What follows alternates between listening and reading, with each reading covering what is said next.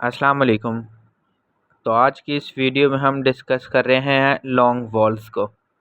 इससे पहले हमने शॉर्ट वॉल्स को डिस्कस किया और अब हम लॉन्ग वॉल्स को डिस्कस करेंगे। तो ये लॉन्ग वॉल्स और शॉर्ट वॉल्स आपस में मिलके इसको हम प्योर वॉल्स कहते हैं और ये टोटल 12 हो जाते हैं। इसको हम मोनोथॉन्ग्स भी कह सकते हैं क्योंकि इनकी सिंगल सिंबल होती है। अगर हम डिफ्थोंग्स की बात करें तो उसमें 2 सिंबल्स मिलके डिफ्थोंग्स बना रहे होते हैं और इसमें एक ही सिंगल सिंबल होती है। और इसी तरह अगर लॉन्ग वॉल्स में बात करें तो लॉन्ग वॉल्स में एक फोनेमिक सिंबल होगी और उसके आगे एक लेंथ मार्क होगा जिसे 2 डॉट्स के ज़रिए सिंबलाइज किया जाता है। मतलब एक सिंबल और उसके सामने 2 डॉट्स, ये दोनों मिला के एक लॉन्ग वॉल्स बना रहे होते हैं। और ये डॉट्स हम इसलिए देते हैं ताकि हमें पता चल सके कि ये एक लॉन्ग वॉल है। तो ये हमारे पास टोटल 5 होते हैं और एक एक करके हम इसको डिस्कस करते हैं। तो सबसे पहले हमारे पास सिंबल है ई साउंड की।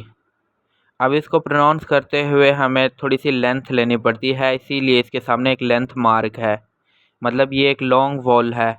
इससे पहले हमने इसी सिंबल को डिस्कस किया था कुछ इस तरह से कि उसको पढ़ा जाएगा ई, क्योंकि वो एक शॉर्ट वॉल था। अब एक लॉन्ग वॉल है तो इसमें भी एक लेंथ होगी, लाइक ई, जैसे कि की, टी, सी।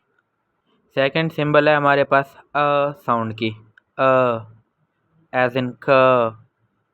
अब क को हम उर्दू में तो कार कहते हैं या अपनी इंग्लिश में, पाकिस्तानी इंग्लिश में भी हम इसको कार कार कहते हैं, लेकिन साउंड साइलेंट होती है तो इसको ब्रिटिश इंग्लिश में क पढ़ा जाता है, क।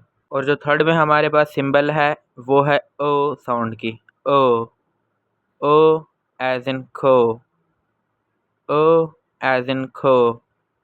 और उससे नेक्स्ट फोर्थ नंबर पे हमारे पास है ऊ साउंड की, ऊ as in coo, as in shoe, as in too, Koo.